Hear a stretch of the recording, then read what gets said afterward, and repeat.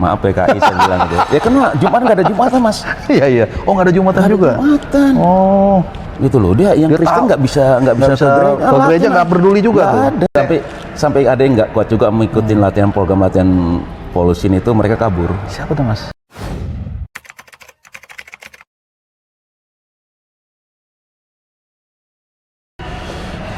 Oke, salam sehat teman-teman semua. Kalau biasanya gua ngobrol soal bola sendirian. Kemarin-kemarin juga sempat memang duet dengan pengamat bola, dengan jurnalis.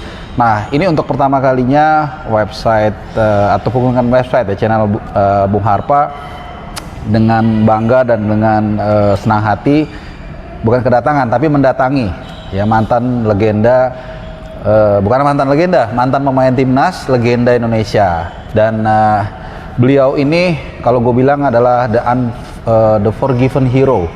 Artinya mungkin banyak orang yang nggak terlalu ngeh bahwa beliau ini salah satu pahlawan dari SEA Games Emas 91, Mas Toyo Haryono. Benar ya, untuk saya nggak salah sebut. Apa kabar Mas Toyo? Alhamdulillah sehat selalu. Sehat selalu. Jadi senang rasanya, tadi lagi di acara refleksi 93 tahun PSSI, saya sempatin datang ke sini hanya ingin mengincar salah satunya Mas Toyo sebenarnya, dan sekarang ada di sana. Nah, gimana Mas, cerita sedikit lah mungkin teman-teman yang usia-usia sekarang terutama. Jadi begini, saya selalu percaya bahwa bangsa yang besar adalah bangsa yang menghargai pahlawannya, karena kita belajar dari masa lalu untuk bisa menatap masa depan. Nah, oleh karena itu Mas Toyo mungkin bisa perkenalkan sedikit ke teman-teman siapakah Mas Toyo ini. Ya, selamat malam, assalamualaikum warahmatullahi wabarakatuh. Ya. Saya Toyo Haryono, mantan pemain nasional era 90-an, SEA Games 91. Jadi pemain bola tidak mudah juga, kita ngerintis dari bawah. Dari dasar, basicnya bermain bola. Saya kelahiran dari Medan, Tanjung Merauke, Kabupaten Deli Serdang. Di situ saya ada event pertama sekali, saya mengikuti event Popsi di Jakarta. Tapi awalnya sebelum Popsi ke Jakarta tuh kita ada event turnamen di Medan. Oh gitu. Itu turnamen lokal di Medan, antar Medan. Dari situ saya mulai dilirik oleh PSMS. PSMS. Oh sempat ini di PSMS juga Mas? PSMS juniornya, masih junior. Karena untuk persiapan Popsi itu kan kita buat nama Medan. Itu masih juga di 81-an itu ada Popsi itu di Jakarta. Kita seleksi event turnamen, seleksi banyak yang dipilih dan banyak yang juga yang guguran. Nah, dari situ saya berusaha untuk bisa mendapatkan satu posisi di skuadnya PSMS pelajar dari Medan. Itu umur 14 SMP 13 14. Jadi masih remaja banget. Masih remaja. Oke, jadi ternyata beliau ini satu kampung dengan ibu saya, ya di Deli Serdang, deket lah kalau nggak salah gitu ya. Oke, jadi mulai dari sana. Nah, apa yang men-trigger Mas Toyo? Kan waktu kecil itu kan semua, kalau dulu mungkin ya Mas Toyo sedikit lebih senior dari saya lah. Dulu kalau ditanya kan biasanya mau jadi insinyur, mau jadi dokter. Nah, ini apa yang membuat kok mau jadi pemain sepak bola dan benar-benar melakukan gitu? Pertama itu cita-citanya ingin jadi angkatan darat gitu. Oh jadi gitu. Tentara. Nah, tapi kelihat kakak langsung berlatih bola, dia kepilih untuk junior suratinya ke Jakarta, saya pikir lagi, wah enak ya jadi pemain bola nih, berangkat naik pesawat, dapat perlengkapan training, di sana semua fasilitas sudah disiapin gitu kan, dari hotel, tinggal pertandingan aja gitu. Nah, dari situ termotivasi oleh kakak saya. Nah, dari situ pas ada seleksi di Medan, kakak saya ngasih tahu ada seleksi itu buat usia 13. Nah, saya dari situ ikut seleksi. Alhamdulillah situ saya kepilih. Oh, kepilih. Nah, kepilih untuk wakilin daerah Kabupaten Deli Serdang itu untuk di Medan. Nah, situlah kita berangkat untuk Popsi di itu lapangan Kuningan. Oh, lapangan Kuningan. Sumantri Brojonegoro ya. Nah, di situ. Di situ awalnya. Dari situ alhamdulillah saya ditunjuk sebagai kapten dan juara Popsi se-Indonesia. Oh, juara Popsi Indonesia. Hanya belum nggak tahu nih. Jadi ternyata dari kompetisi kecil, kompetisi daerah, ternyata nggak sangka ujungnya adalah emas kan gitu kan. Oke, itu umur 13 tahun, 14 tahun. Nah, sekolahnya gimana Mas waktu itu? Sekolahnya habis dari investasi itu saya masuk Diklat. Diklat ada di Medan, baru buka Diklat Medan awal ya angkatan kita. Oke. Itu saya hanya sekitar 6 bulan antar diklat, saya langsung ditarik ke Ragunan lagi. Oke, Ragunan. Ragunan tuh itu dari Medan tuh ada 3 orang waktu. Ada Ramalan Perangin Angin, Ramalan ada Perangin saya, Angin. ada Supranata Ahmad. Oke. Itu Supranata Ahmad dari Jogja, karena dia diklatnya di Medan, yang kepilih untuk ke Ragunan tuh 3 orang. Nah, dari situ dari Ragunan itulah titik karir saya. Ya latihannya continuous, sudah dari situ continue, udah pagi sore, kita pulangannya setahun sekali gitu kan. Setahun sekali ya. Minggu akhirnya di sekolah kan Alimas Ragunan itu kita ya semua fasilitas kita dilengkapin oleh, dulu kan naungan Menpora kan. Oh, di bawah Menpora, karena masih Menpora. amatir ya. Masih amatir. Oke. Menpora di situ saya ada sekitar 4 tahun di Ragunan tamat. Dari situlah kita berlatih terus dari junior. Dulu PSSI tidak punya, ada 16 tahun.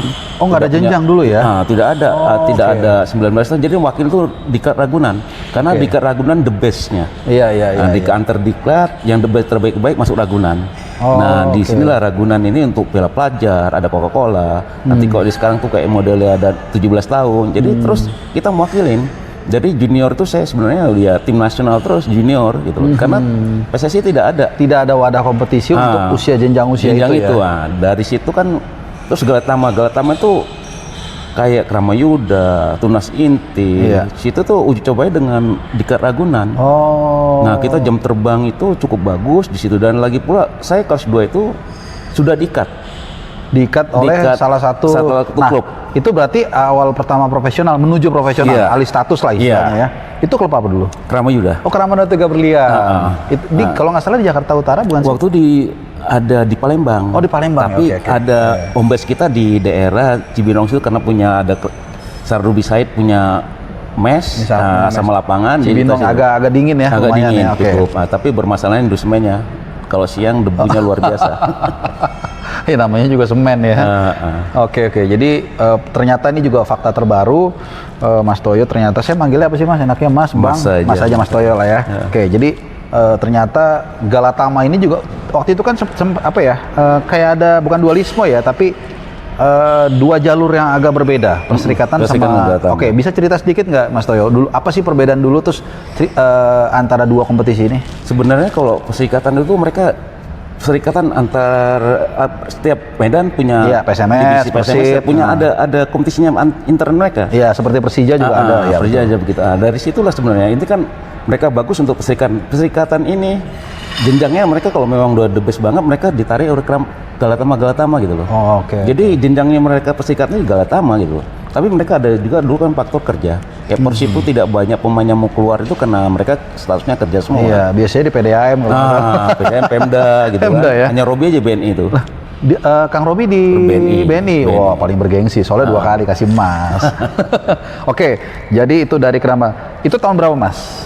Tahun sekitar 87, 88. Berarti nggak jauh dari dipanggil ke timnas ke Manila dong? Nggak jauh. Tamat langsung saya kan udah dipantau terus.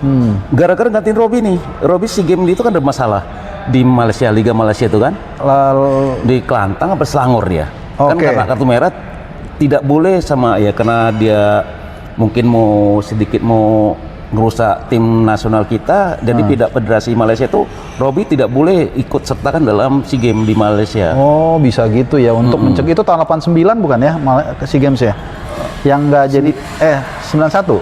89 ya, karena kan kita 87 juara di Jakarta. 91 juara di Manila, berarti 89 di Malaysia. Jadi ternyata ini baru tahu juga nih, Malaysia memang suka usil juga nih. Tapi ya it's a part of the game ya. Dalam hidup memang kadang-kadang gitu. Oke, jadi Kang Robi Darwis bermasalah lah ya, dilarang main. Akhirnya Mas Toyo yang dipanggil.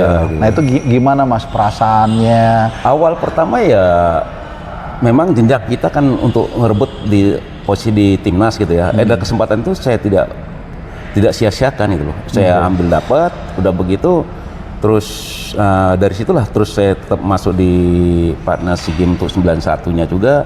Dari situ kita ya cukup berat, tergantung pelatihnya ya. Kok pelatih lokal kemarin tuh yang saya bilang kan ada Basri, ada Mendiang si yang masih hidup kayaknya si Basri. Basket. sekarang. Oke. Terus sama Mendiang Iswadi Idris. Siswa Didis. Nah itu kan dengan trio M dibilang itu kan. Nah dari situ mereka mantau saya terus untuk kegiatan. Dari situ saya masuk, terus tetap masuk. Nah, untuk persiapan 91 dapat pelatih dari Rusia. Wah, ini yang semua orang tahu nih. Anthony Polosin. Dengar-dengar katanya ganas banget ngelatihnya, gimana sih Mas? Walaupun mungkin kita sering dengar, tapi ini langsung dari saksi sejarah nih, gimana Mas? Tolong ceritain. Memang ya soal disiplinnya saya akuin karena daerah komunis deh ya, daerah komunis yang cukup disiplin. Ya pemain itu tidak ada kata cerita untuk istirahat. Diantem terus. Dilantem untuk latihan lari, dan makanya saya bilang di awal pertama kita masuk TC di Cimahi itu kita kan di kompleknya Tentara Angkatan bukan? Darat. Oh, Angkatan apa Darat. di tangsi militer lah istilahnya gitu. Oh, oke. Itu latihan kita sehari 3 kali di keliling lapangan itu aja kan dari ujung ke ujung kan sekitar ada satu putaran 3-4 kilo tuh. Satu putaran komplek itu di situ. Muter berapa kali Mas? Itu bisa sampai kita 10-15 kali. Itu hampir maraton dong. Iya, makanya udah begitu kan banyak yang nggak kuat tuh kan. Nah udah begitu kita terkejut lagi latihan lari di gunung. Yang kita nggak sangka, saya pikir nih bisa tempuh nih paling kuat bisa cuma sekali, nggak taunya anak-anak dengan antusiasnya. Jadi jatah keliling ada 3 gunung itu dibuat 5 kali. Terus jogging, naik lagi, jogging, naik lagi gitu ya. Jadi 3 gunung 5 set. 5 set. Buset. Gila. Sampai maaf tadi yang dibilang ada yang sampai buang air di tengah jalan itu. benar. Benar. Karena nahan udah nggak kuat lagi kan, udah. Sampai katanya ada yang keluar tuh yang senior siapa? Gitu sampai ada yang nggak kuat juga mengikuti program latihan Polosin itu, mereka kabur. Siapa tuh Mas? Fahri Husaini dengan Jaya Hartono. Oh, Fahri Husaini sama Jaya Hartono. Itu mereka kabur karena dibilang ini program gila dibilang. tidak berkemanusiaan. Sampai ada istilahnya Mas Toyo tadi sedang pelatih apa Mas? Maaf PKI saya bilang gitu. Ya karena Jumat nggak ada Jumatan Mas. Iya. Oh, nggak ada Jumatan juga. Jumatan. Oh. Gitu loh, dia yang Kristen nggak bisa ke gereja, nggak peduli juga. Nggak ada itu loh. Bener-bener ganas juga, cuman gimana ya akhirnya jadi tertempa juga ya. Hasil memang susah itu juga ya. Dari teknik taktik kita ketinggalan kalah dengan Thailand, Singapura, Malaysia. Tapi kita menang di fisik gitu loh. Semangat juga, endurance juga ya. Karena Mas Toyo katanya yang satu-satunya nggak pernah ngamain katanya, benar ya? Nggak pernah diganti. Di 91 itu? Di 91 1 detik pun nggak pernah? Nggak pernah diganti. Wah. Robi masih bisa istirahat. Robi padahal kan katanya mereka masih bisa istirahat sehari. Di satu pertandingan mereka tidak main. Oh, ada lah pokoknya. Mas Toyo jadi satu-satunya? Satu-satunya yang selalu bermain setiap detik? Waduh, paru-parunya ada 3 nih. Gila. Dan tugasnya kan nggak berat kan, ngikutin orang. Iya. Kalau labornya kan dia masih taktis masih kan. Masih motong-motong. Iya, masih motong-motong, nunggu. Kalau kita kan ngejar bola, melawan pergerakan. Makanya sekarang itu kalau saya lihat tuh man-to-man markingnya belum kuat. Kita dulu kan libero kan ada sweepernya. Iya. Itu kan kerja keras kita menghalau 2 striker ini, 2-1 ini. Nah, libero ini untuk memotong bola. Iya. Nah, tapi kan sekarang tidak. Mereka man to man marking di situ. Kalau kecepatan mereka dengan sekarang Vietnam ya saya lihat itu luar biasa. Wah, cepat Vietnam. Penguasaan bolanya bagus, skillnya udah cukup. Aduh, di atas rata-rata lah. Iya. Jadi kalau saya lihat juga ya ke depan ini di Kamboja nih ya masih 50-50 juga saya lihat. Iya, ini di pembagian grupnya sih gampang, tapi kan ketemunya kan tahu sama siapa semifinal nanti. Mentoknya sama Thailand kan. Thailand, Vietnam, di situ kan satu grupnya Malaysia. Iya. Malaysia masih Singapura. bisa lah ya. Kita lewatin. Tapi kalau udah ketemu Vietnam sama Thailand tuh yang sekarang sepak bola saya bilang cukup. Bahkan Kamboja juga udah agak mulai ini loh. Kemarin yang sebaik pas saya lihat tuh mereka uji coba turnamen itu ya, yang biasa kita kayak satu kita ikat 5-0, 4-0 10-1 tahun zamannya Kurniawan 10-1. Iya, makanya sekarang tuh mereka bisa 2-1. Iya, tipis-tipis, betul. Klubnya kan, juga Visaka ngalahin PSM kalau nggak salah. Nah, sekarang kan sepak bola dia bagus. Maksudnya pembinaan juga bagus dari pihak PSSI-nya mereka tuh benar-benar mau untuk membina gitu kan. Nah, kayak sekarang tadi Firman Utang ngomong tuh kan permasalahan lihat kejanggalan yang di event turnamen yang diadain di 17 tahun, tapi padahal AFC-nya tuh dibilang yang di bawah 14. Oh, gitu. Jadi kan kelewatan gitu kan. Bung Firman Utina ya. Itu. Jadi di sana 17 pokoknya beda umur lah ya. Beda umur. Selang-kelang gitu ya. Oh, jadi waktu polos ini balik lagi kita ke polosin, waktu dia datang sebenarnya dia realistis ya. Iya. Artinya melihat ada kekurangan di teman-teman di eranya Mas Toyo dan akhirnya dia mikir oke lah untuk skill nggak mungkin saya rubah 3 bulan 6 bulan hantam Iya. aja fisiknya. Diambil fisiknya sama Bener dia. sih fisiknya. Tapi sampai akhirnya ada judul itu ya pelatih PK tit gitu ya. Tapi duanya dia dulu sentuhan, Mas. Itu sentuhan dihitung sama dia. Sentuhan bola. Sentuhan bola. Apa yang paling selain fisik? Apa sih istilahnya wejangan dari dia yang paling penting yang mempengaruhi tim ini jadi bisa juara SEA Games 91? Nah itu. Ya, wejangannya waktu itu ya karena udah dari segi fisik kita mampu, Iya. dia memoles taktik itu tapi tidak seluas yang jarak jangka yang pendek begitu ya. Iya. Jadi kita masih banyak kekurangan di skill teknik taktis di lapangan itu, tapi kita nutupin dengan kekuatan fisik kita Fisik gitu. ya. Kayak tadi mungkin secara skill ini terbatas tapi kita kejar dia kemana-mana dia bergetar juga dia. Ruang geraknya tidak dikasih, ibaratnya saya bilang tidak kasih untuk berbalik badan. Oke, karena tadi kita bicara kalau Mas Toyo stopper dan saya juga stopper tapi tarkam. Nah waktu itu ingat nggak Mas Toyo, siapa yang paling berkesan yang Mas Toyo jaga? Pandi Ahmad. Oh, Pandi Yapong. Ahmad. Oh gitu, itu semifinal atau sebelumnya? Kita kan final kan lawan Thailand kan? Semifinal. Semifinal kan? Semifinal. Oh itu Pandi Ahmad. Pandi Ahmad. Oh. Itu saya sempat kan bahu saya ditekan. Itu untuk dia heading hanya kena tiang. Kalau kita udah tekan kita kan nggak bisa bergerak gitu kan. Nah, trik dia. trik dia. Dia menang bola atas. Menang bola di atas. Untung kena tiang gitu loh. Bukan karena pakai apa-apa kan? Tidak. Nah, itu pengalaman saya udah cukup. Oh, begitu kok saya bilangnya. Saya lihat nggak saya kasih untuk dia balik badan lagi, udah saya grab terus. Keluar medannya langsung. Tapi memang itu pengalaman loh. Iya. Karena itu it's a part of the game. Sama seperti orang kena sentuh back lawan terus jatuh. Ya kan itu kan pengalaman. Iya. Kalau dia nggak berpengalaman dia lari terus. Line diving ya Mas ya? Iya. Gitu. Eranya itu kalau di Singapura ada Pandi Ahmad, Malaysia ada Zainal Abidin, Zainal Abidin. di Vietnam di Thailand itu ada Piapong, Indonesia ada Mendiang Ricky Yaakob. Wah, Ricky Yaakob. Itu the bestnya. Kalau udah Kings Cup itu udah Iya. pasti udah mereka itu. Jujur yang saya tahu Fandi Ahmad itu kita tahu semua lah. Zainal Abidin saya juga dengar. Tapi Ricky Yaakob dulu keren banget sih. Ya. Almarhum itu ya. Ya sempat ya di Jepang itu kan, Iya. tidak ini, tapi sayangnya udah usianya, udah mulai agak tua, baru dilirik Liga J-nya Jepang. Iya, dan Liga J dulu mungkin setara sama Liga kita kali ya dulu ya Mas ya?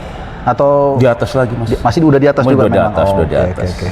Oke, sekarang kita sedikit lah relax bicara soal sepak bola ini kan udah 17 menit. Ternyata saya melanggar janji. Tadi saya minta sama sang legend kita 15 menit, tapi kayaknya agak 20 menitan. Terakhir soal pemindahan usia dini nih, karena Mas Toyo ini kan ada SFB di mana Mas? SFB apa namanya? Nanti saya akan share di sini. Skadron di Halim Perdana Kusuma. Semua. Nah itu katanya tuh dari umur berapa sampai berapa dan apa sih ininya? Kategorinya saya dari usia 5 tahun sampai sekarang ada usia 16 tahun. Oke. Kita bagi kategorinya itu dari kelompok 5 sampai 12 tahun tuh banyak ball feeling, skill, passing, dribble. Oke. Itu yang kita banyak kita latih terus karena skill individu mereka harus lebih bagus. Nah, nanti udah masuk ke 12 itu kan udah mulai satu lapangan. Iya. Itu baru kita kasih posisi mereka posisi di kanan, back kiri, Mulai di tactical stopper, ya? tactical mulai ke situ gitu loh. Nah, dari situlah kita mulai ada. Nanti kan di situ kan saya sebagai ekskut kan ada pelatih-pelatih lain. Iya. Kita ada 10 pelatih. Jadi kategorinya yang 5 tahun ada 2 pelatih, Iya. yang 8 tahun 2 pelatih, 10 2 pelatih, 12 2 pelatih gitu. Terus yang 14 2 pelatih juga, 16 2 pelatih gitu. Berapa total? Ada 12 pelatih. Siswanya total yang Siswa alhamdulillah sekitar hampir 200. banyak gede ya. Tapi kan kita bagi kategori Per kategori hari. usia ya? Oh, per hari juga ya? Jadi Oke, kan oke. takutnya yang 14, 16 ini nggak bisa dapat satu lapangan. Iya, lapangannya nggak cukup ya? Nggak cukup gitu. Jadi ya dari kita ambil Senin, Rebo, Jumat untuk yang besar, Selasa, Kamis, Sabtu pagi untuk yang kecil gitu loh. Oke. Ada salah satu pemain yang udah istilahnya ini? Ya kemarin tuh mereka mewakilkan itu kan kita masuk dalam Jakarta ya, kota Iya. Jakarta, antar City itu di Jepang. Alhamdulillah anak-anak dari awal 2000, kelahiran 2004, 2005, 2006 terus tetap ada wakil untuk Berarti 19, 18, 17, 16 ya sekitar iya, segitu umurnya? iya, untuk Sister City. Oh, oke. Dan itu kepuasan tersendiri Mas? Ya, itu dari situ, tapi belum dipantau dengan ya tadi karena banyak untuk pro elite nih, saya kadang-kadang mereka terbentur dengan sekolah. Oh, oke. Karena sekolahnya sekarang agak segini ya. Pas seleksi kebanyakan tuh kan kemarin tuh Persija Pro Elite-nya kan entah ada kelompok 29 ini ada 3 pemain. Tapi penasaran di situlah pulangnya ini kan latihan di Sawangan sana. Oh, di Sawangan. Iya, rumahnya di Jakarta Timur mungkin ya kemungkinan ya. Situ. Bisa 1 jam lebih itu. Pulang perginya lah kan. Iya, Dia pulang sekolahnya sekarang sekolah kan jam 3 jam 4 baru pulang. Iya. Terkendala di situ. Oke, terakhir bukan terakhir sih, 2 terakhir. SEA Games kira-kira gimana nih? Sampai kira-kira bagaimana pandangan Mas Toyo deh? Sebelum nanti saya ada Q&A terakhir. SEA Games ini ya saya sebagai pemain ya mengharapkan adanya bisa untuk merebut medali emas lagi. Ya. Sudah 32 tahun. 32 tahun. 32 terakhir tahun. Mas Toyo Itu kan belum untuk memecahkan lagi. Saya pikir kemarin tuh pas SEA Games di Jakarta, Rahmat Darman pegang itu. Yang 2013. Dan itu latihannya lumayan keras juga loh, kayak tentara juga loh. Nah, itu saya bilang, ini udah final sama Malaysia ya. Alia kan gagal tuh. Lupa saya. Sama Malaysia. Malaysia ya. Itu kan gagal. Pas saya bilang, ini pecah medali saya bilang itu kan. Titus Bonai. Alinya gagal juga. Mereka adu penalti apa? Kalau nggak salah adu penalti. Iya, tapi itu bagus memang sih. Karena Rahmat Darman memang salah satu pelatih yang sangat tahu karakter pemain. Kan dia bisa sukses di Persipura juga kan. Iya. Gitu. Oke, ini sebenarnya pengen ngobrol lebih lama, cuman karena ya saya nggak enak terlalu lama nahan sang legenda samping saya. Kita tutup dengan Q&A. Saya ada 5 pertanyaan, jawab cepet aja nih Mas. Misalnya hitam atau putih, pilih mana gitu. Oke, siap ya? Siap. Oke, ada 5. Pertama, Indonesia juara SEA Games 2023 atau dapat duit 1 miliar? Juara SEA Games. Kedua, Messi atau CR7? Messi. Asik. Yang ketiga, karena Mas Toyo ini stopper atau back, Franco Baresi atau Maldini? Franco Baresi. 4, sate Padang atau sop kambing? Sop kambing. Sama saja. Enggak, saya sate Padang nih, sate Padang. Oke, terakhir, mudah-mudahan tahu nih. Ini kalau tahu berarti Playboy. Raisa atau Wulan Guritno? Raisa. Lagunya. Oke, terima kasih Mas Toyo. Saya harus memberikan. Beneran, it comes from my heart, datang dari saya. Karena saya juga pecinta sepak bola, tapi setiap ketemu the real praktisi sepak bola, apalagi yang membawa emas, saya rasa kita harus memberikan benar-benar apresiasi karena Mas Toyo lah yang benar-benar berjuang ada di garda terdepan dan orang terakhir yang membawa emas ke Indonesia. Saya cuma berharap Mas Toyo tetap sehat, lancar aktivitasnya dan ya dimudahkan rezekinya. Makasih Mas Toyo sekali lagi ya. Sehat selalu. Terima kasih banyak. Terima kasih banyak Mas. Aduh, thank you ya Mas ya.